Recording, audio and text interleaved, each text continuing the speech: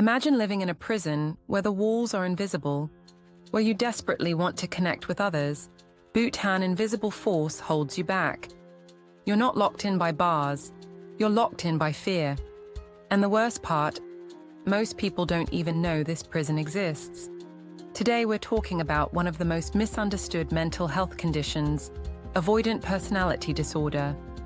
And if you've ever felt trapped between wanting connection and fearing rejection, this video might change your life. Welcome back to the channel. If you're new here, we dive deep into mental health topics that actually matter. No fluff, no judgment, just real talk about real struggles. Here's what we're covering today. We're going to explore what avoidant personality disorder really is, the 7 warning signs you need to know, why this develops in the first place, and most importantly, how people break free from this invisible prison. And I need you to stay until the end, because I'm going to share something that therapists often overlook, a perspective that could be the key to your transformation. But first, let me ask you something. Have you ever cancelled plans at the last minute because anxiety took over? Have you ever convinced yourself that people would be better off without you? Have you ever felt like you're watching life happen through a window, unable to step outside and participate? If you're nodding your head right now, you're in the right place. Because what you're experiencing has a name, it has a cause, and most importantly, it has solutions. Let me be clear about something. This video isn't about diagnosing yourself. Only a qualified mental health professional can do that. But this is about understanding yourself better, recognizing patterns, and taking the first step toward a life where fear doesn't make your decisions. What is avoidant personality disorder? So, what exactly is avoidant personality disorder? In simple terms, AvPD is a mental health condition characterized by an intense pattern of social inhibition, feelings of inadequacy, and extreme sensitivity to rejection or criticism. But here's what that actually means in real life. It's the college student who never raises their hand in class, not because they don't know the answer, but because they're terrified of saying something wrong. It's the talented professional who turns down promotions because they're convinced they'll be exposed as a fraud. It's the person who deletes a dozen text messages before sending one, analyzing every word for potential rejection. And here's the thing that confuses most people. Individuals with AvPD desperately want social connections. They're not antisocial. They're not choosing isolation. They're trapped in a brutal paradox, longing for connection while being paralyzed by the fear of rejection. As psychologist Karen Horney once said, "The perfectly adjusted person is a myth, but for people with AvPD, the struggle goes beyond normal adjustment. It becomes a way of life." Now, before we go further, let's clear up a massive misconception. Avoidant personality disorder is not just shyness. It's not social anxiety, though they often overlap. Shyness is discomfort. Social anxiety is fear. But AvPD is a deeply ingrained pattern that affects every area of life: relationships, career, self-identity, and future possibilities. This isn't about being an introvert who enjoys alone time. This is about someone who feels fundamentally inadequate and believes that others will inevitably reject them once they truly know them. The 7 warning signs. All right, let's get specific. Here are 7 warning signs of avoidant personality disorder. And remember, experiencing 1 or 2 of these doesn't mean you have AvPD. But if you're seeing a pattern across multiple areas of your life, it's worth exploring further with a professional. Sign number 1, hypersensitivity to criticism or rejection. We're not talking about feeling bad when someone criticizes you. Everyone experiences that. This is about replaying a minor critical comment for days, weeks, or even months. It's about one small rejection overshadowing 10 acceptances. It's about organizing your entire life to avoid even the possibility of criticism. Sign number 2, avoiding occupational activities that involve significant interpersonal contact. This is the person who turns down job opportunities, not because they're unqualified, but because the role requires presentations or team collaboration. They might be brilliant at their work, but they'll choose positions below their capability just to minimize social exposure. Sign number 3. Unwillingness to get involved with people unless certain of being liked. Here's a painful truth. People with AvPD often have a screening system so strict that they filter out genuine connections. They need absolute certainty of acceptance before they'll even try. An absolute certainty doesn't exist in human relationships. Sign number 4. Preoccupation with being criticized or rejected in social situations. Imagine going to a party, and instead of enjoying conversations, you're constantly scanning faces for signs of disapproval. You're analyzing every word you say, convinced you've said something wrong. You leave exhausted, not from socializing, but from the mental gymnastics of trying to avoid rejection. Sign number 5. Inhibition in new interpersonal situations because of feelings of inadequacy. This one's heartbreaking. These are often incredibly talented, intelligent, compassionate people who genuinely believe they have nothing to offer. They silence themselves before anyone else can. They become invisible by choice, or what feels like choice, but is actually fear. Sign number 6. Viewing oneself as socially inept, personally unappealing, or inferior to others. Let me tell you something. Your inner narrative becomes your reality. If you constantly tell yourself you're boring, awkward, or unworthy, you'll behave in ways that seem to confirm these beliefs. It's a self-fulfilling prophecy that keeps you trapped. Sign number 7. Extreme reluctance to take personal risks or engage in new activities because they may prove embarrassing. This is life on pause. It's saying no to opportunities, experiences, growth, and connection, not because you don't want them, but because the fear of embarrassment feels insurmountable. Pause for emphasis. Now, if you're seeing yourself in these signs, I want you to take a breath. Awareness is the first step. You're not broken. You're not hopeless. You're someone who developed a protective strategy that no longer serves you, and strategies can be changed. Root causes and the childhood connection. So, where does this come from? Why do some people develop avoidant personality disorder while others don't? The research points to a combination of factors: genetics, temperament, and most significantly, childhood experiences. Let us talk about childhood for a moment, because this is where the foundation gets laid. Many people with AvPD grew up in environments where they experienced chronic criticism, emotional neglect, or outright rejection. Maybe they had parents who were overly critical, never satisfied, always pointing out flaws. Maybe they were bullied at school, while adults looked the other way. Maybe they learned that expressing needs led to punishment or abandonment. Here's what happens in a child's brain. They're wired for survival. When a child repeatedly experiences rejection or criticism, especially from caregivers they depend on, their brain develops a simple equation. Connection equals pain. Safety equals isolation.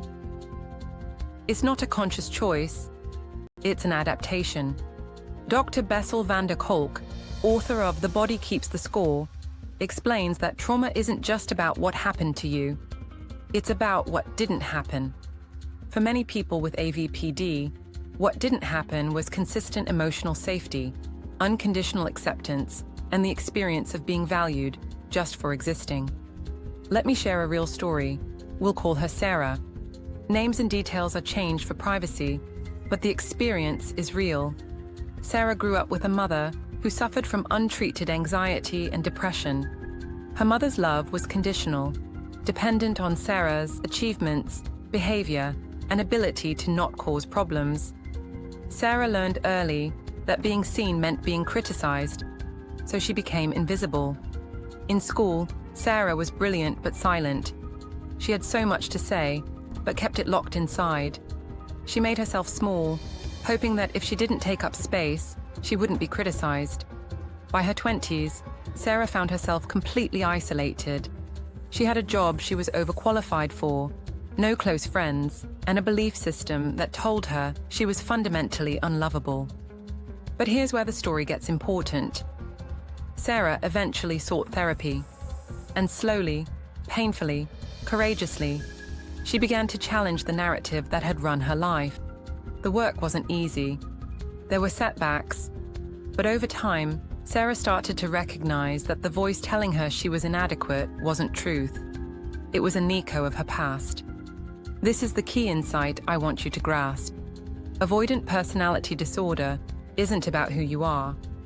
It's about what happened to you and how your brain learned to protect you. The problem is, the protection strategy that kept you safe as a child now keeps you trapped as an adult. Real stories of transformation. Music shifts to inspirational, hopeful. Now, let's talk about the part that gives me hope, and should give you hope too. People recover. People break free. It's not easy, it's not quick, but it's absolutely possible. Let me share another story. We'll call him Marcus. Marcus spent his entire 20s avoiding life. He worked night shifts to minimize human contact. He lived in a small apartment, rarely left except for necessities, and convinced himself he preferred it this way. But underneath, Marcus was drowning in loneliness. The turning point came when his only friend confronted him, gently, but directly. She said, "Marcus, I love you, but I'm watching you disappear, and I can't save you. You have to decide if you want to actually live or just survive." That conversation shattered something in Marcus. He realized he'd been waiting to feel ready, waiting to feel confident, waiting to feel worthy. But that day never comes through waiting. It comes through action. Marcus started therapy. He joined a support group. He began doing the terrifying work of showing up imperfectly. Here's what Marcus discovered. People didn't reject him when he was authentic. In fact, the opposite happened. When he stopped performing perfection and started showing up as himself, awkward, uncertain, but genuine, people connected with him. Marcus told me something profound. "I thought I needed to be perfect to be loved, but I learned that people don't connect with perfection.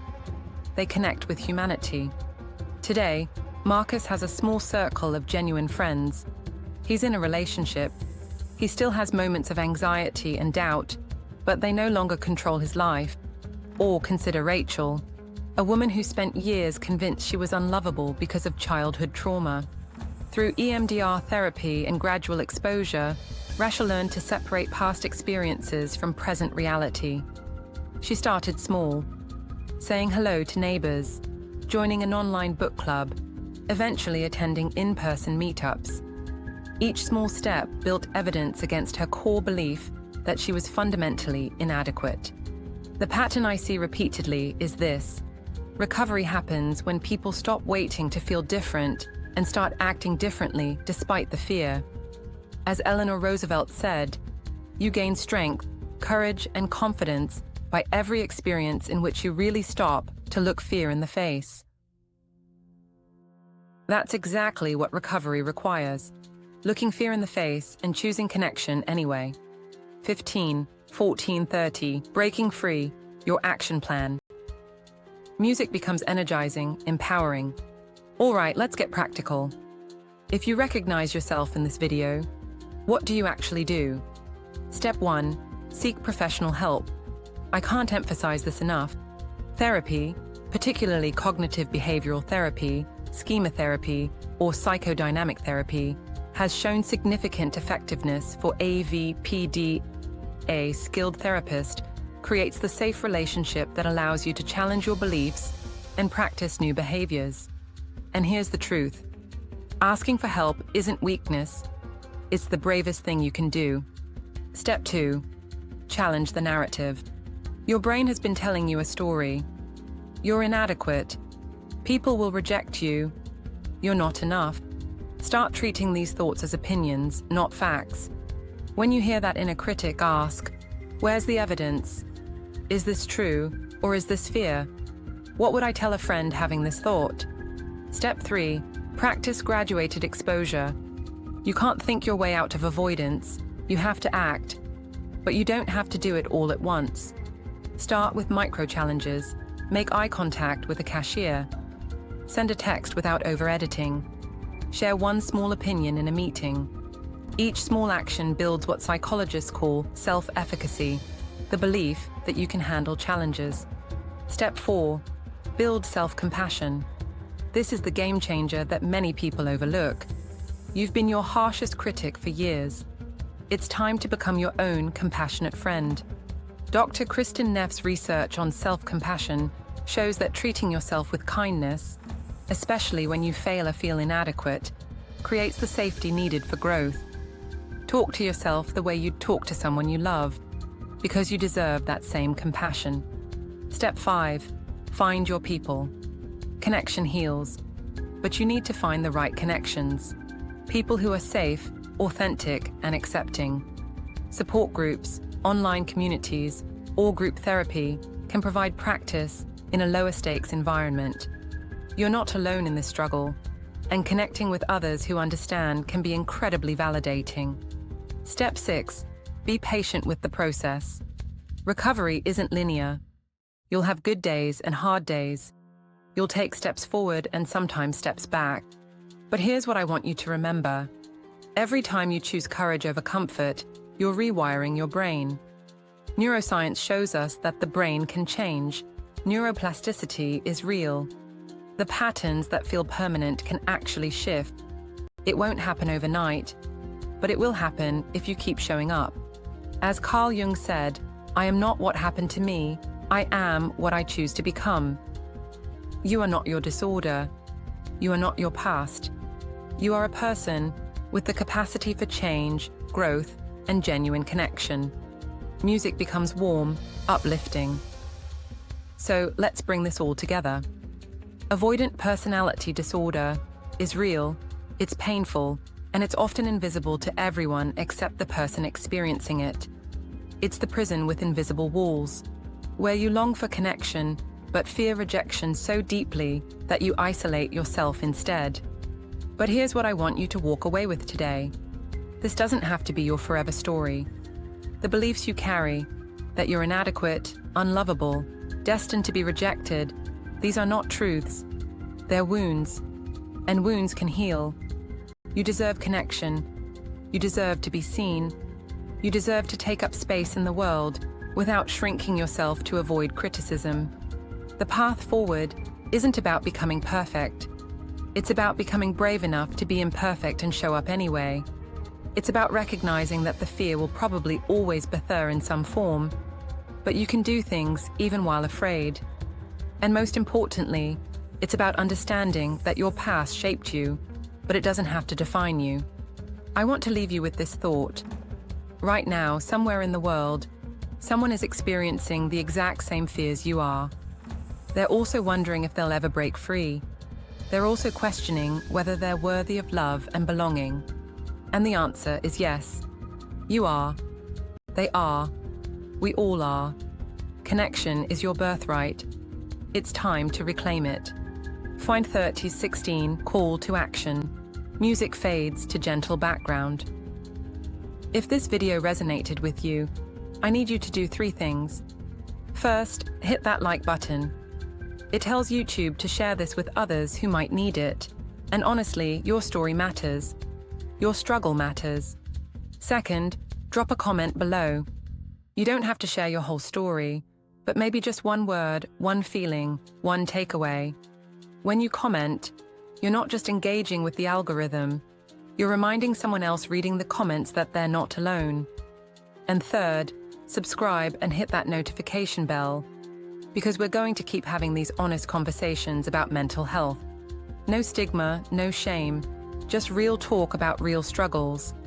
And hey, if you know someone who might need to hear this, share this video with them.